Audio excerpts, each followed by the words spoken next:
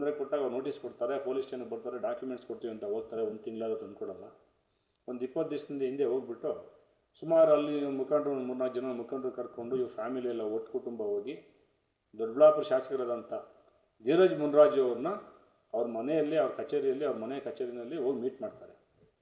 ಹೋಗಿ ಹೇಳ್ತಾರೆ, ಡಾಕ್ಯುಮೆಂಟ್ನ ಪರಿಶೀಲನೆ ಮಾಡಿದ್ಮೇಲೆ ಧೀರಜ್ ಮುನ್ರಾಜು ಅವ್ರು ಹೇಳ್ತಾರಂತೆ ವಿಚಾರವಾಗಿ, ಇಲ್ಲ ಅವ್ರ ಹೆಸರಲ್ಲೆಲ್ಲ ಡಾಕ್ಯುಮೆಂಟ್ ಆಗಿದೆ, ಎಲ್ಲ ಲೀಗಲ್ ಆಗಿದ್ದಾರೆ, ನಾವೇನು ಮಾಡೋಕ್ಕಾಗಲ್ಲ, ಕೋರ್ಟಲ್ಲಿ ಬಗೆಹರಿಸ್ಕೊಡಿ ಅಂತ ಹೇಳ್ತಾರೆ.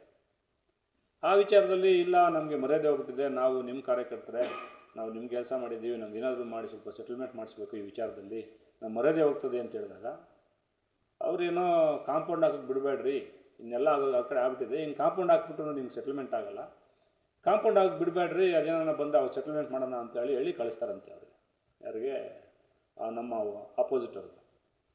ಅದಾದಮೇಲೆ ನಾನು ಸರ್ವೆ ಮಾಡಿಸ್ತೀನಿ, ಸರ್ವೆ ಮಾಡಿ ಅಳತೆ ಮಾಡ್ತಾರೆ, ಅಳತೆ ಮಾಡಿದ್ಮೇಲೆ 3 ದಿವಸ ರಜಾ ಇರುತ್ತೆ ಅಂತ ಹೇಳ್ಬಿಟ್ಟು ನಾನು 1 ದಿವಸದಲ್ಲಿ ಕಾಂಪೌಂಡ್ ಆಗಲ್ವಲ್ಲ ಅಂತೇಳಿ ನಾನು ಕಾಂಪೌಂಡ್ ಹಾಕೋಕ್ಕೆ ಅಂತ ಹೇಳಿ ಇಲ್ಲಿ ನಮ್ಮ ಲೇಬರ್ ಕರ್ಕೊಂಡೋಗಿ ಅಲ್ಲಿ ಕೆಲಸ ಮಾಡ್ರಪ್ಪ ಅಂತ ಹೇಳ್ತೀನಿ. ಕೆಲಸ ಮಾಡ್ತಾ ಇರ್ತಾರೆ. ನಾವು ಒಂದು 10-11 ಗಂಟೆಗೆ ಅಲ್ಲಿ ಗೇಟ್ ಯಾವ ಥರ ಎಲ್ಲಿದೆಯಾ ಅಂತ ಕೇಳ್ತಾರೆ ಶಾಸಕರು. ಹಾಸ್ಪಿಟಲ್ ಇದ್ದೀನಿ ಅಂದರೆ ನಿನಗೇನು ಗೊತ್ತಾಗಲ್ವಾ, ಒಬ್ಬೊಬ್ಬನೇ ಯಾಕೆ ಬರ್ತೀಯ ಅಂತ ಹೇಳ್ತಾರೆ, ಸುಮ್ಮನೆ ಆಗ್ತಾರೆ. ಸಡನ್ನಾಗಿ ಏಕಾಏಕಿ ರಾತ್ರಿ 7 ಗಂಟೆಗೆ ಅವ್ರ ಮುಖಂಡರು ಫೋನ್ ಮಾಡ್ತಾರೆ, ಒಂದು 2-3 ಜನ, ರಾಜಿ ಮಾಡ್ಕೋ, ಇಲ್ಲಾಂದ್ರೆ ನಿನ್ನ ಮೇಲೆ ಕೇಸ್ ಆಗುತ್ತೆ, ಹಾಗೆ ಹೀಗೆ ಅಂತಲೂ ಹೇಳ್ತಾರೆ. ನಾನು ಅದ್ರ ಬಗ್ಗೆ ತಲೆ ಕೆಡಿಸ್ಕೊಳ್ಳಲ್ಲ. ಆದರೆ ಸಾಯಂಕಾಲ 7:30-8 ಗಂಟೆಗೆ ಮಾನ್ಯ ಶಾಸಕರು ಅಲ್ಲಿ ಶಾಸಕರ ಮುಖಂಡರು ಶ್ರೀರಾಮನಹಳ್ಳಿ ಪ್ರಸನ್ನ ಅಂತಿದ್ದಾರೆ, ಅವ್ರ ನಂಬರ್ಗೆ ಫೋನ್ ಮಾಡಿ ಕೊಡ್ತಾರೆ ಪೊಲೀಸ್ನವ್ರಿಗೆ.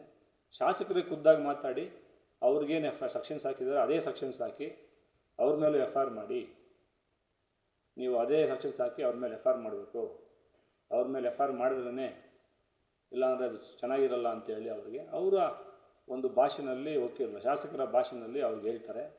ಮತ್ತು ನಮ್ಮನ್ನೇ A1 ಮಾಡಬೇಕು ಅಂತಲೂ ಹೇಳ್ತಾರೆ ಅಂತ ಗೊತ್ತಾಗಿದೆ ನನಗೆ. ಈ ವಿಚಾರವಾಗಿ ನಮ್ಗೆ ಹಲವಾರು ಮುಖಂಡರು ಹೇಳಿದ್ರು ಕೂಡ ನಾನು ನಂಬಲಿಲ್ಲ. ಈ ಜೊತೆಗೆ ಇದ್ದೀವಿ, ನಿಷ್ಠಾವಂತ ಕಾರ್ಯಕರ್ತನಾಗಿದ್ದೀನಿ, ನಾನು ಕಷ್ಟ ಬಿದ್ದು ಕೆಲಸ ಮಾಡ್ತಾಯಿದ್ದೀನಿ, ನಾವು ನಿಯತ್ತ ದುಡಿತಾ ಇದ್ದೀವಿ ಪಕ್ಷಕ್ಕೋಸ್ಕರ.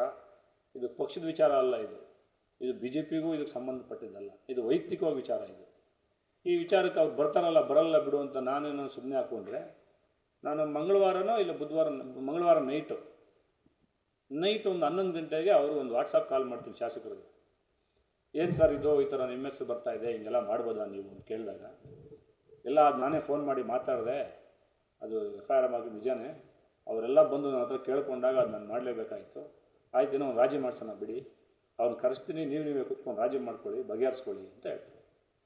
FIR ಮಾಡಿಸ್ಬಿಟ್ಟು ನಾವು FIR ನೀವು ನಮ್ಮ ಮೇಲೆ ಅವ್ರ ಮೇಲೆ FIR ಮಾಡಿಸ್ಬಿಟ್ಟು ರಾಜಿ ಮಾಡ್ಕೊಳ್ಳೋದು ಏನಿದೆ ಸರ್? ಈ ಥರ ನೀವು ಮಾಡ್ಬೋದಾ? ಶಾಸಕರಾಗಿ ಮುಂಚೆನೇ 20 ದಿವಸದಿಂದ ಬಂದಿದ್ದಲ್ಲ, ಅವಾಗ ಕರೆಸ್ಬಿಟ್ಟು ನೀವು ನಮಗೆ ಎಲ್ಲ ಹಿಂಗಲ್ಲ ಹಿಂಗೆ ಮಾಡಿಕೊಡ್ರಿ, ಅವರೆಲ್ಲ ಡಾಕ್ಯುಮೆಂಟ್ಸ್ ಇದೆ, ಅವ್ರೇನೋ ಪ್ರೀತಿಯಿಂದ ಬೇಕಾದ್ರೆ ಕೊಡಂಗಿದೆ, ಅವ್ರು ಬಗೆಹರಿಸ್ಕೊಳ್ಳಿ ಹೇಳ್ಬೋದಾಗಿತ್ತಲ್ಲ ತಾವು, ಯಾಕೆ ಹಿಂಗೆ ಈ ಥರ ಈ ಮಟ್ಟಕ್ಕೆ ಬರೋ ಥರ ಮಾಡಿದ್ರಿ? ಅದೆಷ್ಟು ಸಡನ್ನಾಗಿ ಗಲಾಟೆ ಆಗಿದೆ, 5 ನಿಮಿಷಕ್ಕೆ ಹೆಂಗೆ ಮೀಡಿಯಾ ಹೋಗ್ತದೆ, ಅದೆಷ್ಟು ಬೇಗ ವಿಡಿಯೋಗಳೆಲ್ಲ ಹೋಗಿ ಮೀಡಿಯಾದಲ್ಲಿ ಟೆಲಿಕಾಸ್ಟ್ ಆಗುತ್ತೆ, ಏನಿದ್ರು ಅರ್ಥ? ಇದ್ರ ಹಿಂದೆ ಯಾರಿದ್ರು, ನೀವೆಲ್ಲ ಸಪೋರ್ಟ್ ಮಾಡಿದ್ರೆ ಈ ಮಟ್ಟಕ್ಕೆ ಬರ್ತದ ಅಂತ ಹೇಳಿದಾಗ, ನೀವು ವಕೀಲರಿದ್ದೀರಿ, ನೀವು ಕೋರ್ಟಲ್ಲಿ ಬಗೆಹರಿಸ್ಕೊಳ್ಳಿ, ಆಗೋಗಿದೆ ಅಂತ ಹೇಳ್ತಾರೆ. ನಾನು ಅವ್ರಿಗೆ ಒಂದೇ ಮಾತು ಹೇಳ್ತೀನಿ, ದಯವಿಟ್ಟು ಈ ಥರ ಕಾರ್ಯಕರ್ತರು ನಿಮ್ಮ ಜೊತೆಗೆ ಇಂಥ ನಿಷ್ಠಾವಂತ 100 ಜನ ಅವರು ದೊಡ್ಡಬಳ್ಳಾಪುರ ತಾಲೂಕಲ್ಲಿ, ಬೇರೆ ಜನ ನಿಮ್ಗೆ ಎಲೆಕ್ಷನ್ ಟೈಮಲ್ಲಿ ಬಂದು ಪಾಪ ಅಷ್ಟು ಜನ ಬಂದು ಒಂದಷ್ಟು ಜನ 150-200 ಜನ ಯುವಕರು ಬಂದು ನಿಮ್ಗೆ ಕೆಲಸ ಮಾಡಿದ್ದಾರೆ ನ್ಯಾಯಯುತವಾಗಿ, ಅವ್ರಿಗೆ ಯಾರಿಗೂ ತೊಂದರೆ ಕೊಡಬೇಡಿ, ದಯವಿಟ್ಟು ಈ ಥರ ಯಾರಿಗೂ ಮಾಡಬೇಡಿ ಅಂತೇಳಿ ನಾನು ಫೋನ್ ಕಟ್ ಮಾಡ್ತೀನಿ.